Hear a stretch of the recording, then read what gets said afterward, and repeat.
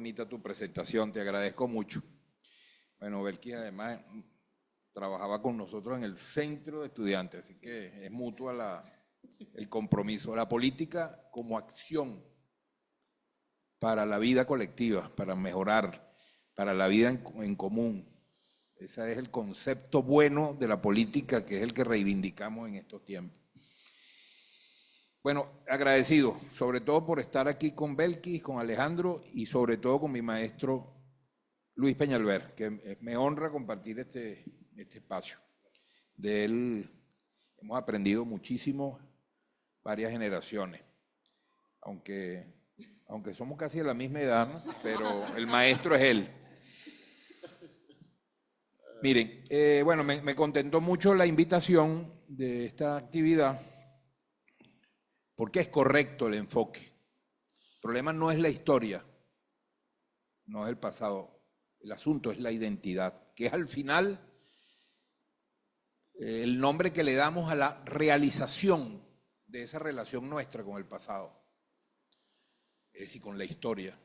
Porque de resto puede ser un saber libresco en los libros o algo que nos aprendemos de memoria. Pero la identidad es más que eso. Es el pasado convertido en fibra, en carne, en nervio, en sentimiento, en alma. Es cuando alguien vive lo que es en un tiempo determinado. Por eso es correcto el enfoque, es identidad. Y cuando decimos identidad va directo, por supuesto, a historia y a otros componentes que yo voy a enunciarlo porque sé que lo que tengo aquí son 15 minutos y déjame iniciar aquí el conteo, que espero ser riguroso, así como lo fue Alejandro, que es el que me ha enseñado a ser, nos ha enseñado a ser responsable con el tiempo. Formar ciudadanos, ese es el gran propósito. No hay vida colectiva si no hay ciudadanía. Y si no hay ciudadanía del tiempo que te toca vivir. Nosotros estamos en medio de la construcción de una nueva república que hemos ido alzando y esa república está llena de sentidos, de contenidos, de valores, de aspiraciones, de utopías y todos esos elementos tienen que ir progresivamente vertebrando el sistema de ideas, de valores, de conductas de todas y todos nosotros, sobre todo de los más pequeños. Es el esfuerzo que hemos hecho, ¿verdad?, en los últimos años, desde que echamos a andar no una constitución, sino un proyecto histórico, que se expresa en una constitución por ahora, en la Constitución del 99, el proyecto nacional Simón Bolívar, que es un proyecto histórico que viene desde hace más de 200 años y que se proyecta hacia los siglos venideros. Es, ¿verdad?, la apuesta por una ciudadanía conformada, ¿verdad?, por un conjunto de elementos, ¿verdad?, donde la identidad articula lo que nosotros podemos llamar, creo que Alejandro ya lo mencionó, la venezolanidad. La venezolanidad es el nombre propio que los venezolanos le damos a la identidad nacional. Acuérdense que hay identidades múltiples, diversas, variadas. Hay desde la identidad del individuo, de la comunidad, del colectivo, de un grupo de amigos, de una región. Hay identidades orientales, aquí tenemos a uno, un bien buen representante del oriente del país, que tienen un conjunto de especificidades, pero hay una identidad nacional que es polémica, porque es una construcción que acompaña un proyecto de nación, de país, y que ha seleccionado a través del tiempo un conjunto de cosas, consciente e inconscientemente, que les permite darle unidad. conjunto de componentes que se han ido estructurando y que todos nosotros identificamos como que eso es lo que nos caracteriza, eso es lo que nos da entidad y lo que nos diferencia de otras identidades. Por eso siempre la identidad supone distinción del otro, distinción, aproximación. Nuestra identidad como pueblo es diversa y ahí es la clave de la unidad de la identidad venezolana, es la diversidad, la unidad en esa diversidad. Pero no solo, y ya aprovecho de comentar esto que lo anoté a última hora porque lo recordé que es importante, en nuestro proyecto nacional Simón Bolívar, ser venezolano es ser nuestro americano también. Una identidad que traspasa las fronteras de la nación convencionalmente. Y eso no es una creación reciente. Desde el principio, Venezuela nace como un proyecto nuestroamericano. No por casualidad, por ejemplo, este año, en diciembre, cumplimos 200 años de la batalla de Ayacucho, que libera al Perú y confirma la independencia de todo el continente, y lo hace un cumanés, paisano de Luis Rafael, que hacía un cumanés allá a 4.500, 5.000 metros. No le daba vértigo. Mal de páramo. Porque cuando Bolívar, que Alejandro habló de Bolívar, ¿verdad? Cuando Bolívar arma la independencia de Venezuela y nos decidimos a ser libres, sabíamos que no podíamos ser libres e independientes si el resto de nuestros hermanos seguía bajo la tiranía y bajo la opresión. Por eso el proyecto es continental y por eso las identidades que surgen desde ese momento son también identidades que traspasan la frontera. Pero bueno, eso es un tema después para dedicarle más tiempo. Yo quería destacar la importancia de este tema en la escuela, ¿no? Obviamente está tácito y no lo vamos a repetir. Nos toca formar ciudadanos con valores que acompañen la vida colectiva, que sepan y construyamos el sistema de valores que permita vivir entre nosotros en armonía y en armonía con la naturaleza, en equilibrio, ¿verdad? Como lo dijo el Libertador, la mayor suma de felicidad posible, el gran propósito del ser humano en sociedad y de este proyecto, la felicidad colectiva, no individual, la colectiva. Por eso es una felicidad política, porque es general.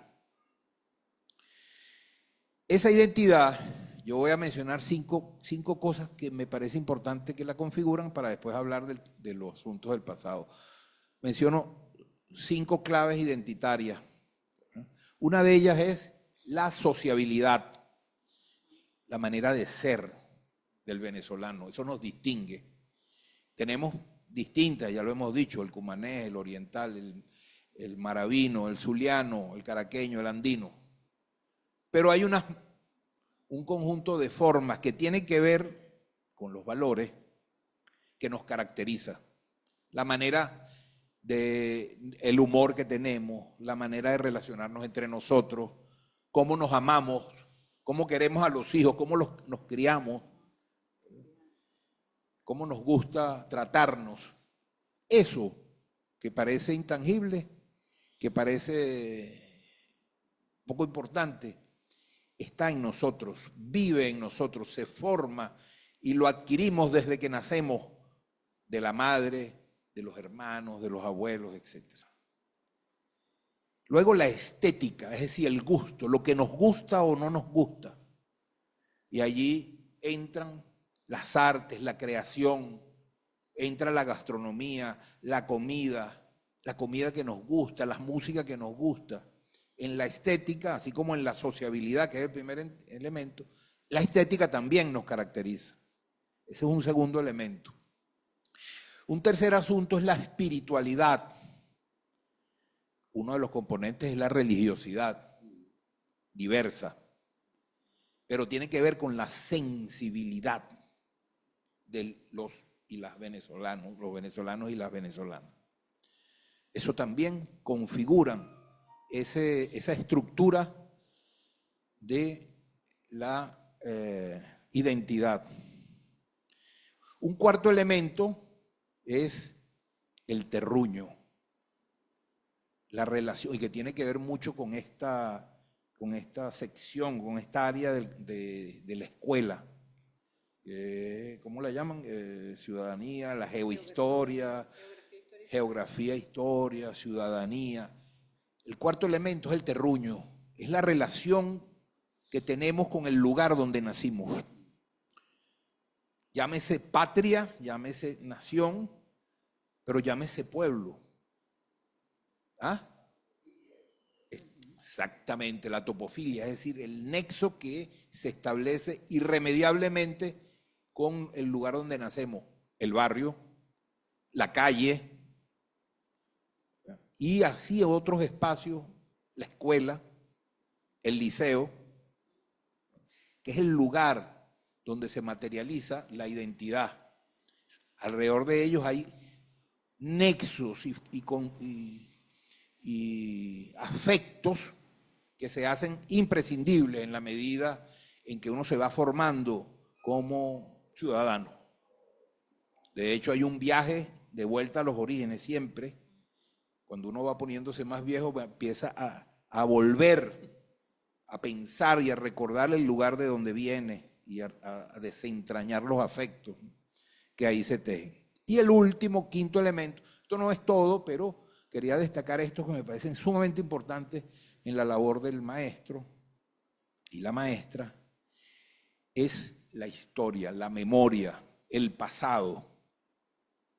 Pareciera que allí se articula, si no todo, buena parte del sentido identitario de un pueblo y de un individuo. ¿Qué somos? Somos lo que hemos sido. ¿Quiénes somos? Somos los hijos de alguien y las hijas de alguien, somos las nietas y los nietos de alguien.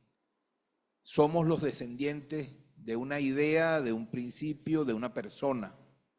Es decir, la historia no es que está en los libros solamente, está en la memoria colectiva. No es que está en los documentos, así como la coral, ¿no? Las corales no necesitan ningún instrumento, sino la voz. Para enseñar historia lo que necesitamos es al niño allí y la habilidad para hacer que hablen a través del niño sus padres, sus abuelos, sus recuerdos, la memoria. Y todo eso tiene que ver con el país. Porque cuando un niño te dice que su papá o su abuelo nació, su abuelo venía de los Andes y que su bisabuelo cultivaba café y luego se vino a Caracas, resulta que allí te está dando la clave para entender la crisis de los precios del café en los años 20, 29, 30, cuando hubo la migración más grande campo-ciudad, que aparece el petróleo y se abandonan los campos. Y buena parte de los venezolanos y venezolanas que estamos en las ciudades venimos del campo, del interior del país.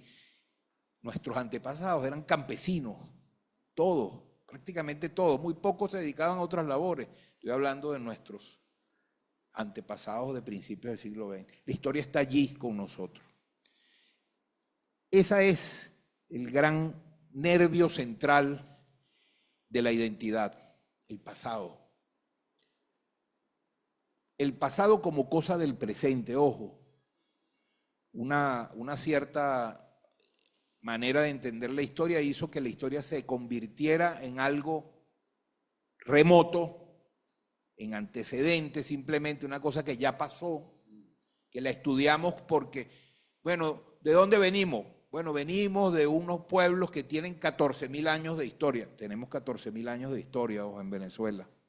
Desde 14.000 años hay testimonio, la arqueología garantiza que hubo vida, que hubo seres humanos en esta tierra que hoy llamamos Venezuela. No, eso ya pasó, no. La historia está con nosotros, vive entre nosotros.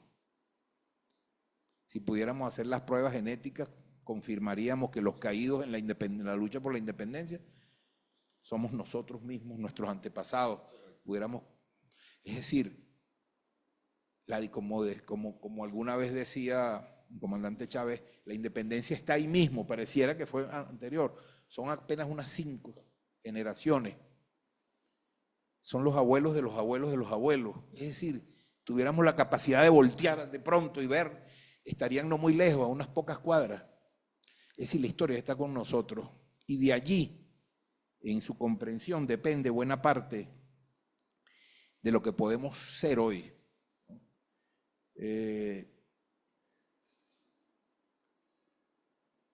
Ya Alejandro habló de cómo se convirtió Bolívar en el nervio central, en los tuétanos, en el centro de gravedad de la identidad de un pueblo, porque Venezuela nace alrededor de una figura histórica que lo encarna todo, el proyecto de la República de la suma felicidad. Por eso se convierte en el nervio central. Hay otros componentes, obviamente, hay otros elementos que configuran nuestra historia que lo va a hablar seguramente el profe. Pero yo lo quería era advertir o alertar que la historia, el pasado está allí, y para convertirla en cosa del presente tenemos que estar atentos a qué anteojos utilizamos. Como todo en la vida, depende de los anteojos que te coloques, así será la realidad que ves. Así verás unas cosas y otras no. Aparecerán realidades que no veías, ¿verdad? Desaparecerán otras. A nosotros nos toca colocarnos unos anteojos para ver el pasado y poder reconocer la diversidad de pueblos, culturas, de sectores sociales que han protagonizado y construido este país. No lo hicieron solamente los mantuanos, grandes generales, no lo hicieron solo los poderosos, no lo hicieron solo los empresarios. Hay libros que te hacen apología de los empresarios que fueron los que construyeron este país. No, este país se construyó, lo construyeron los esclavizados, las esclavizadas, con su trabajo, todas y todos, no solo en la guerra, sino también en la vida, en la cultura, en la acción colectiva. Nosotros la llamamos historia insurgente. Es una mirada crítica de la historia que intenta neutralizar el efecto devastador que la historia en manos de una acción, en manos de una intención disolvente de la sociedad puede causar estragos en un pueblo, que es la alerta que tenemos que estar. Y con esto quiero terminar este tema de identidad e historia en tiempos de guerra cognitiva, en un tiempo nuevo, en una época que dejó de ser la época en que los mensajes, las ideas, las nociones, las realidades se construían y circulaban de manera distinta.